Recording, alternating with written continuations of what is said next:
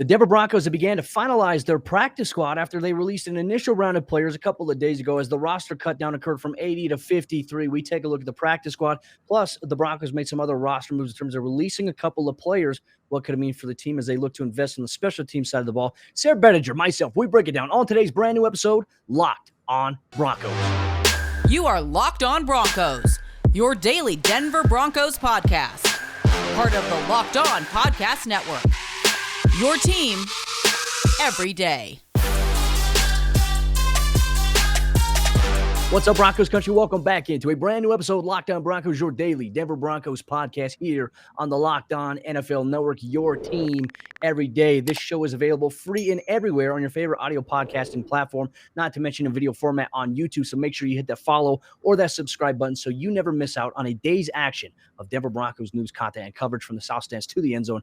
I'm your host, as always, Cody Roark, joined alongside my co-host, Sayre Bedinger. Both of us are Broncos analysts for the Locked on NFL Network and 9 News. Sayre, I'm very excited to break down the show with you here today. Just want to give a quick shout out to our sponsor of today's episode of the show. It's our good friends over there at Run Your Pool, and you can check them out today, and you can get $10 off at runyourpool.com/lockedon, or you can use promo code LOCKEDON at checkout. I'll tell you about them a little bit more in depth later on as the show progresses. But Sayre, we got some roster moves, my friend, as the Broncos now try to fill their practice squad, the 16-man practice squad, ahead of next week's season opener. It's a lot of fun. It's a lot of fun, Cody. It's great. Now we had to talk about the guys getting cut. Now we get to talk about most of them, actually a lot of them coming back. So it's definitely an exciting time of year, and I think, eventually here we'll get some new jersey numbers and things like that for guys who had to wear some kind of, just like, hey, can you make the team numbers, so linebackers that's always 61. Fun. Oh, man. Oh, my goodness. It's brutal. I don't envy that, but I mean, hey, they've got an NFL jersey. I don't. So, but at the same time, it's so much fun to see how this roster is going to take shape, how, George Payton and Vic Fangio and the rest of the personnel department are kind of fixing things up and seeing what final touches are being put on. It's kind of like, at the end of your favorite HGTV show, when the house is about to finally be revealed, all the renovations they made, all the different things they've done, and here comes the final finished product, the walkthrough, the before and the after, and here we are. Broncos roster is almost ready to take on the New York Giants. Man, I never watch HGTV, but I know exactly what you're talking about in terms of that before and after, my friend. But let's talk about some of the roster moves initially that the Broncos made here on Wednesday. Two surprising moves, essentially, because they both made the 53-man roster initially. The Broncos waived running back Royce Freeman, and they also waived defensive lineman Jonathan Harris, who we were just talking about, was another similar story like Deshaun Williams, a young guy that they really, really liked. He made the active roster. But then, because of the fact that the Broncos put in claims on some other players on the waiver wire, they had to make some corresponding roster moves here. First off, before we talk about the two roster additions off of waivers, let's talk about Royce Freeman, Jonathan Harris. I mean, obviously for Royce, I always felt like he didn't really get the ample opportunity to really showcase what he could do in Denver. And a lot of that was attributed, I think, due to injury during the time when it was just he and Phillip Lindsay. But when we first saw them together and go to that Kansas City Chiefs game where Patrick Mahomes, unironically enough, broke out on the NFL scene and everyone began salivating about him. That's when his legend really was born with the left-handed pass that he made, and the Broncos lost that game, obviously, at home. But, your thoughts on Royce Freeman here and Jonathan Harris? Definitely for Royce, a tough ending to his time in Denver. I felt like, in his rookie preseason, rookie training camp, he was well on his way to running back one, for the foreseeable future in Denver. I think a lot of people saw that and thought that. He had some really, really great runs that preseason, but obviously Phillip Lindsay kind of became a star overnight for the Broncos, and that really limited Royce's ability in addition to that ankle injury that he suffered. And it just seemed like he never really bounced back from that ankle injury, whatever the I love that. There's the cat. You got to love it, man. Cats, You man. got to love it. Hey, it happens, that everybody wants to get involved in talking about the Denver Broncos roster. It doesn't matter if you're a human being or if you're an animal. So, but yeah, man, Royce Freeman, it's tough to see him go. I know that there's going to be opportunities for him elsewhere in the NFL. So I think that we'll see him catch on probably with a pretty good team. I have a feeling a team like Baltimore will be very interested in Royce, potentially Jacksonville after Travis Etienne, and Jacksonville wouldn't be the best spot for him to land. Maybe Miami, maybe the Rams, who knows? We'll see. But there's going to be some team that takes a shot on Royce Freeman. I have no doubt he's going to get claimed. And then Jonathan Harris, I think you and I felt like he was kind of the most surprising guy that was kept on the 53-man roster. And with the rumors that Shamar Stephen was coming back, that kind of confuses me as to why they didn't just, swap one for the other immediately. So there might be some salary stuff involved in there that's kind of splitting hairs a little bit, but we'll see. We'll find out. Interesting nonetheless. Oh, and the two players that the Broncos had waived, Trey Marshall, he was claimed and poached by the Los Angeles Chargers, obviously a former working relationship with former Broncos defensive back coach Ronaldo Hill. Not Brandon Staley, Ronaldo Hill. There's the ties that bind right there. And then Adam Prentice going to the New Orleans Saints, and, very happy for both of those players. I know personally that the Broncos wanted to bring back Trey Marshall onto the practice squad, but, obviously with his talent, familiarity, the biggest thing for him was injuries, I'd say, Sayre, in his career in Denver. That's really the one limitation we saw from him. But he's going to get an opportunity in LA, specifically in that secondary room with Derwin James. He's probably going to be a key special teams guy for them. But let's talk about the two players quickly here that the Broncos did claim off of waivers, and that's running back Nate McCrary from the Baltimore Ravens and defensive back Mike Ford from the Detroit Lions. Obviously, two players that the Broncos personnel department did some extra research on here in the NFL preseason. Yeah, two very intriguing pickups for the Broncos. You got another undrafted rookie free agent in Nate McCrary, the running back from the Baltimore Ravens, making the team. And Cody, what I try to do, and I think this is a good exercise for any listener listening to the show to do, is I always try to go look and see what fans of the team that these guys previously came from are saying about them now that they've been released. Or now that they've been picked up by another team. Usually you can gauge pretty well if a guy's actually legit based on what the fans are saying. Not that the fans are always right, but if it's kind of a unanimous. So it seemed like fans pretty unanimously felt like Nate McCrary was in the running for the Ravens' number 3 running back job, and they just had another guy that played so well they couldn't cut him. So, including the injury to J.K. Dobbins, I think that speaks volumes to the depth of their running back room, the fact that he wasn't one of the 3 running backs that they ended up keeping. So I think he's really interesting. He apparently timed in the low 4.4, maybe high 4.3 range at his pro day, explosive 36-inch vertical jump, some really good athletic metrics. And I think obviously that bodes well for his ability to kind of replace what Mike Boone was supposed to do and play some special teams, as Mike Boone is kind of the only speed back the Denver Broncos have. So I'm intrigued by that pickup, especially anytime you're talking about an offensive skill player, a guy that's going to touch the ball. Very interesting. And then this Ford, Mike Ford from the Detroit Lions, I'm interested that the Broncos were able to keep their interest in him so under wraps that they didn't try to include him in the Trinity Benson trade. I think that obviously that would have brought down the price on Trinity Benson. So the fact that they were able to keep their interest in Ford kind of, been behind the curtain, so to speak, I think that really helped them get maximum value for Trinity Benson while also adding another super fast, super explosive, really good size defensive back who can contribute immediately on special teams. Nearly 500 special team snaps over the last 3 seasons for him. Well, I mean, it's evident that the Broncos are trying to beef up special teams. We're actually going to talk about that in depth coming up here in just a little bit. But Broncos country, before we do that, let me tell you about the sponsor of today's episode, Lockdown Broncos. That's our good friends over there. Run Your Pool, and football season is back, so let's make the most of it with a better way to create your custom pool at runyourpool.com, the premier sports pool hosting service. And Run Your Pool makes it ridiculously easy to run a football pool with friends, family, or even office mates. I know over here at the Lockdown Podcast Network, all of us are in an office pool here at runyourpool.com for the NFL season, and we're looking forward to all the action, the trash talk, and all the competition. They offer dozens of formats, including Survivor, Pick'em, Squares, Margin, Confidence Pools, 33 and more. Run Your Pool hosts formats for NFL, college football with 1-week games, full season, playoffs, or to the Super Bowl. And unlike other fantasy sports platforms, Run Your Pool has options and settings to make it your own. You can even brand your pool for local business, bar, or restaurants. Reconnect with friends and family and join nearly 2 million football fans to make every game action-packed this season. So check them out today, and you can get $10 off at runyourpool.com/lockedon, or you can use our promo code Locked On at checkout. Anywhere, everywhere in the world, Run Your Pool helps friends and colleagues compete. The NFL season starts September 9th, so start today. Runyourpool.com/lockedon and have your pool up and running in minutes. Runyourpool.com/lockedon. Game on. All right, Sayre, let's get into the Broncos practice squad here today. As we recorded this, it was formulated about 13 total players, right? So 2 roster spots open as of the time that we sat down and we hit the record button. Vic Fangio already met with the media before practice on Wednesday at the UCL Training Center. Some surprises, not so much surprises here on the practice squad, but let's go off. One of the first moves they made, Brett Ripon. He's back. Broncos are going to have 3 quarterbacks on the roster this season. This was a move I was glad that happened. I think that there was some concern within the Broncos building, according to what I've been told, that they thought that there might have been 2 or 3 teams out there that might have put in a claim on Brett Ripon, but That was not the case. He cleared waivers, and all of a sudden now he is back with the Denver Broncos. And like I said, a guy that is so highly regarded inside the organization, not just by executives, but by teammates. He's a leader. Drew Lock and Teddy Bridgewater have both touched on that. And so while Brett Rippon's a young guy, he may not have the biggest arm. I think that if you ever have to ask him to step up into a situation, you can always rely on him. So obviously Brett Ripon, one of the exciting additions back on the Broncos practice squad. I think it's really exciting, Cody, especially as you mentioned, there was definitely some fear that he could be poached off the waiver wire. And I think obviously at this point, Brett Ripon, we kind of get he seems like he's on the fast track to becoming an NFL coach. So we'll see how that goes for him ultimately. But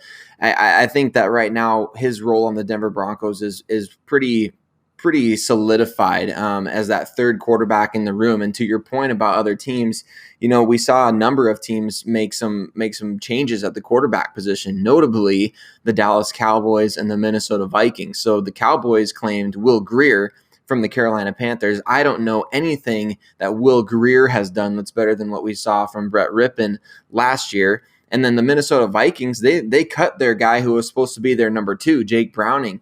And they ultimately brought back Sean Mannion, who was he got the kiss of death from the Denver Broncos defense in the preseason. Yep. So I think that it's really surprising to me, first of all, that Dallas was looking for help at QB and Kellen Moore, who is a fellow Boise State Bronco. He didn't go after Brett Ripon, who I'm sure Brett Ripon broke his records there and stuff. So I think that one was surprising, but the Vikings might be the most surprising. If they were really trying to change up and reshuffle their quarterback room, it's pretty shocking that they didn't go with a guy that they practiced against, that played in the regular season last year, that's done well and was, frankly, drafted to play in an offense very similar, or not drafted, but signed by Rich Scangarello, who very similar offense to what Clint Kubiak is going to run with the Vikings as well. So I'm pretty surprised by that, to be honest with you. Well, Tom Pelissero scared, I think, a lot of people in Broncos country, because initially he tweeted out that the Broncos had claimed Will Grier off of waivers from the Panthers. And to me, I saw it and I was like, that doesn't make any sense, but all right, whatever. And then it got quickly deleted after the whole waiver wire got posted out there. But some other additions back to the Broncos practice squad: wide receiver Kendall Hinton, Hall of Fame quarterback. What might we add to that? Is back on the practice squad. Hey, look, George Paton said it yesterday to us that they have 5 wide receivers on the roster. They're looking to add 3 more on the practice squad. Guess what? They did that. They got Kendall Hinton, Tyree Cleveland, and Seth Williams. So, Sayre, I think a collective sigh of relief amongst Broncos country, because there was some hope that some of these players would be back with the team. And I think it's good for the Broncos that they brought these guys back that have contributed for them or that can contribute. Austin Schlottman being brought back as well. Nate Hairston on the defensive side of the ball. Offensive tackle Drew Himmelman, kind of the one surprise here. We have yet to see if Cam Fleming, by the time we've recorded this, whether or not he was brought back onto the practice squad or not. And like I said, phones going off all the time. It could change at any moment. But outside of that, they went with an undrafted rookie free agent over a veteran guy. And Denver can have up to 6 spots in terms of veteran status on the practice squad. Sean Byer at tight end. Kind of surprised it wasn't Austin Fort, in my opinion, to be honest with you, Sayre. Your thoughts on any of those guys we talked about? Definitely, Cody. Starting with wide receiver, I think it's great that they were able to get those 3 guys back. Like you mentioned, Kendall Hinton, Seth Williams, and then Tyree Cleveland. It wouldn't surprise me at all to see, Tyree Cleveland come up to the active roster for the first game, or maybe even Kendall Hinton, depending on which guy they feel better about on special teams. I think definitely you're going to see somebody helping out in that regard. And I think also too, which, by the way, for those that don't know, you can bring 2 guys up off your practice squad onto your active roster to make it 55 on a week-to-week basis. Each one of those players maxes out at 2 call-ups essentially per season. So we saw the Broncos do that a number of times last year. And then, of course, you can reshuffle depending on the COVID issues that your team has, which hopefully, the Broncos won't have any or many of those at all. So I think those are some nice moves to bring those guys back. Love getting Seth Williams back. I think that's huge. Your eventual Tim Patrick replacement, I think, is kind of what we view him as. At tight end, I am a little bit surprised to not see Austin Fort back. Not super surprised to see Sean Byer back. He made some plays, and I think he's got some upside. Got a nice signing bonus to join the Broncos initially. So that's another thing, Cody, is that they kept pretty much all the guys they gave big undrafted bonuses and guarantees to. So Drew Himmelman was number 1 in that regard. And so to see him come back, I think that's great. I think that's great that they're going to develop him and continue to look at him. Little surprising they didn't go the veteran route there, like you said. As of the time we're recording, Cam Fleming hasn't been re-added. So offensively, I think definitely you're looking at some pretty chalk practice squad additions. I think they're maybe a little surprised that another team viewed Adam Prentice as a 53-man roster ready guy, although we've talked about him a lot on this show. So kudos to the New Orleans Saints and their personnel department for getting a guy that could possibly come and just pave the way right away for their running game. I think that's because of, Locked On Saints host Ross Jackson. He must have put in a good word about us talking about Adam Prentice with the Saints organization. And they're like, hey, we got to get this guy because, look, he's burying dudes. I don't know. Maybe there's some feedback, too, amongst division opponents because obviously they probably were watching the Minnesota Vikings in preseason. And guess what? He was making plays in the game, burying 2 defenders there. So let's get to a couple of the other practice squad additions here to round out the 13 that we now have as time of recording. Barrington Wade, linebacker Curtis Robinson, as I first reported. And then you have Marquis Spencer that they brought back as well. Mac McCain, who Vic Fangio has said multiple times this offseason, they really like him. So he's going to be one of those guys that you can develop and maybe turn into a practice squad guy. And then last but not least, one of my favorites, I'm glad they brought him back, Demaria Crockett, I think, who had a really phenomenal preseason. Yeah, kudos to you on the report for Curtis Robinson, a guy that I think a lot of us really liked coming out just in terms of his athletic talent. Very, very speedy, athletic, agile, explosive linebacker prospect who showed well in the preseason, in my opinion. He did some good things, as well as Barrington Wade. You had fellow 9 News insider Mike Kliss kind of talking up Barrington Wade as, he must have got word from somebody on the team that they liked what they saw from him in preseason play. And I'm not surprised, Cody, because where he played his college football. He's an Iowa Hawkeye. So let's go. Barrington Wade make the team. Like we mentioned earlier, we're going to get those guys some real jersey numbers. No more 64, no more 63, no more none of that. Let's get them a cool jersey number out there. I love one of my favorite practice squad additions, Cody, was 7th round pick Marquis Spencer, the defensive lineman. I think that he flashed a lot through training camp, through preseason. I think he's got some potential as of next year to really take over what Shamar Stephen is bringing this year and really take a spot into that rotation. So to me, he's a really nice developmental guy. You've got 7 defensive linemen that I think you can play with. Interesting that as of right now, there's still some spots open, but no edge players, no safeties on the practice squad. So I think there's definitely some room for the Denver Broncos to get a little bit creative. We haven't seen them bring anybody into the practice squad that wasn't already on the team before. So kind of hope they bring in some fresh blood there. Well, imagine if a guy like Royce Freeman or even Jonathan Harris clears waivers, which I'd be very shocked if that were the case. I wonder if they look at maybe bringing one of those 2 guys back. But then again, it wouldn't make sense considering they already have a running back in McCrary that they now have on the active roster. Obviously, Mike Boone, Michael Ojemudia expected to go to injured reserve at some point this week. It's going to free up some more roster space to elevate one of those guys to the practice squad. And then the whole process of cutting guys and bringing them back on the practice squad will happen again. So Sayre and I, we're going to have you covered here, Locked On Broncos. But Broncos country coming up here in just a moment. Sayre and I are going to talk a little bit in depth about the Broncos roster as it stands now, their emphasis on going out and getting players for the special team side of the ball, and why it may not be on the players anymore, and why the pressure is on Tom McMahon to get the job done here this season for the Broncos. But before we do that, let me tell you about the 2 other sponsors of today's episode of the show. It's our good friends over there, betonline.ag and rockauto.com. With betonline.ag, it's that time of the year again, and all eyes are now turning to football as teams are back on the gridiron for the start of football season. As always, BetOnline is your number 1 spot for all the pro and college football action this season. You get all the updated odds, props, and contests, including the online $500,000 NFL Mega Contest and the world's largest $200,000 NFL Survivor Contest, open now, betonline.ag. And be sure to take advantage of the season opener super promo where you can make a bet on the Dallas Cowboys Tampa Bay Buccaneers game. And if you lose, you could be refunded on a wager up to $25 when you use promo code NFL100. BetOnline is the fastest and easiest way to bet on all your favorite sports, from football, basketball, right to your favorite Vegas casino games. Don't wait and take advantage of all the great offers available for the 2021 season. BetOnline, your online sportsbook experts, and our good friends over there, rockauto.com. If you need anything for your vehicle, rockauto.com has everything, ladies and gentlemen. I've used them multiple times personally for new floor mats for my car, for the Colorado Heat. I've got a brand new steering wheel cover because mine had started to fade away and chip. I didn't like the feeling of getting the black formula on my hands with the chip, and also just it melted into my skin. That's not fun to deal with. So rockauto.com hooked me up, and I rock with rockauto.com because they're a family-owned business that's been serving auto parts customers online for over 20 years. 20 years of reliable service. It's like Jason Elam when you need a game-winning field goal. We're taking it throwback here, Broncos country. for this analogy. And that's why I rock with rockauto.com. Not to mention their prices are always reliably low, and they're the same for professionals and do-it-yourselfers, and they deliver it directly to my doorstep today. It's easy and it's convenient. So why don't you go to rockauto.com right now, see all the parts available for your car or truck, right? Lockdown Broncos in there. How did you hear about us box? So that they know that we sent you. Amazing selection, reliably low prices, all the parts your car will ever need. RockAuto.com. All right, Sayre, jumping to the fourth quarter action. Today's episode, Lockdown Broncos. Just a reminder, Broncos country, if you're listening to this on your favorite audio podcasting platform, you love the show so far, do us a favor, hit that subscribe button or that follow button so you never miss a day's action of your Denver Broncos news, content, and coverage. And if you're watching this on YouTube, you can watch it on your computer, you can watch it on your phone, and if you have a smart TV, you can watch us on your TV while you're making dinner, or if you just want to sit down, relax, crack open a cold one, or pour yourself a morning coffee. We got you covered here, Lockdown Broncos. Make sure you hit that subscribe button on YouTube so you never miss out on all the action. But Sayre, special teams is a big topic of discussion here this week in Broncos country. It's been a big anchor point, I think, for the last 3 years for Denver specifically.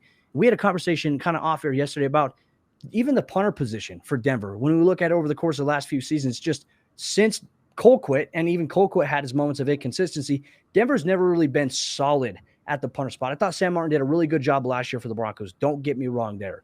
But watching other guys just boom it in Denver and not seeing that consistent enough from the punters in Denver itself, I always feel like kind of rubs me the wrong way. Yeah, it makes me a little jealous, Cody, when other teams come in and their punter is just booming it from, the 10-yard line all the way inside our 10-yard line. It just kind of sucks to see that we can't do that ourselves, which to me doesn't really make any sort of sense at all. I feel like if you're an NFL punter, you've probably got a pretty booming leg. So I think Sam Martin was kind of graded last year on a curve. Obviously, he was well above NFL average. I think he was just an above average punter last year for us, and he's not the problem.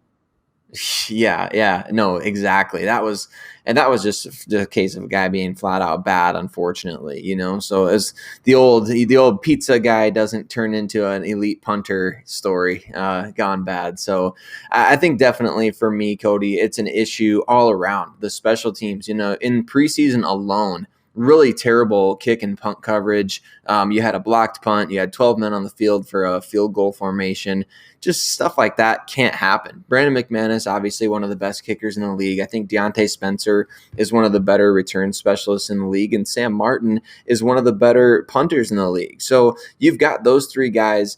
You should be really good on the majority of your special teams, but on your coverage units, it seems like the Broncos keep having to cycle guys in and out. We've seen them invest in other trades. Austin Calitro last year. We've seen them invest in Marquis King. We've seen them invest in guys in the NFL draft. Look at Tyree Cleveland, pitched as, the best special teamer in the 2020 NFL draft class. And so ultimately at this point, it just hasn't worked out to success on the field. Now I think Mike Boone coming back could maybe help with that. These two new guys coming in could really help with that. But at the same time, how much longer are you going to put up with the personnel constantly having to change in order to potentially have your special teams take that jump forward?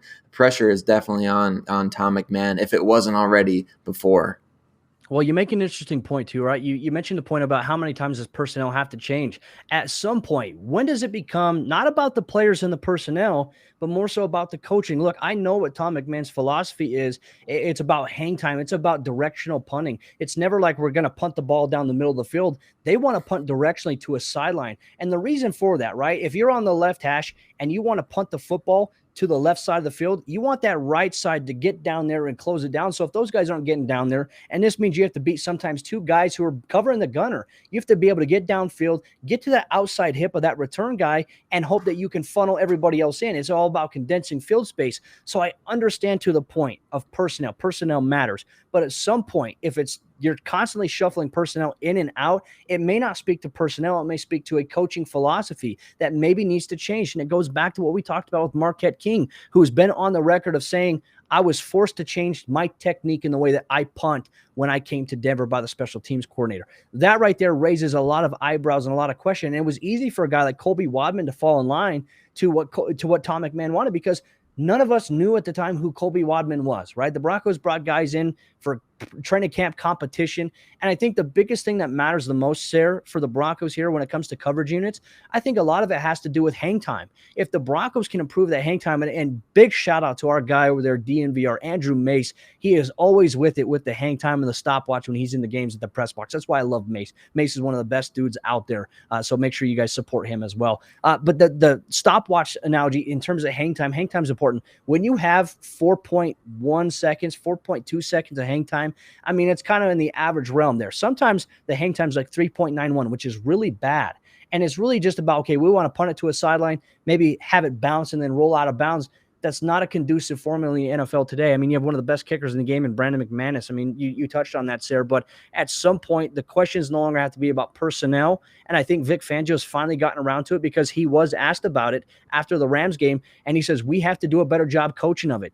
The pressure is definitely on here for Tom McMahon. And Sayre, I agree with your thoughts completely. In Broncos country, both Sayre and I, we want to know what you had to think about the Broncos special teams unit. What are your gripes? What are your complaints? What would you like to see changed with Tom McMahon here on the staff? What would you like to see him do differently with this unit? Let us know in the comment section down below on YouTube or on Twitter at Cody Roark NFL, at Sayre Bedinger, and at Locked On Broncos. But Broncos country, thank you so much for taking time out of your day to listen to both Sayre and myself bring you Broncos news, content, and coverage every day. It means the world to us. Your interactions, your feedback, and your contributions in the comment sections mean a lot to us as we always try to respond to as many comments as possible here on the podcast because your voice as fans, it matters to both Sayre and I as members of the media that we include you in everything that we do. So thank you so much for your support. Like I said, if you love the show, make sure you subscribe and you stay locked in to Locked On Broncos every single day. We'll see you tomorrow for a brand new episode of the show.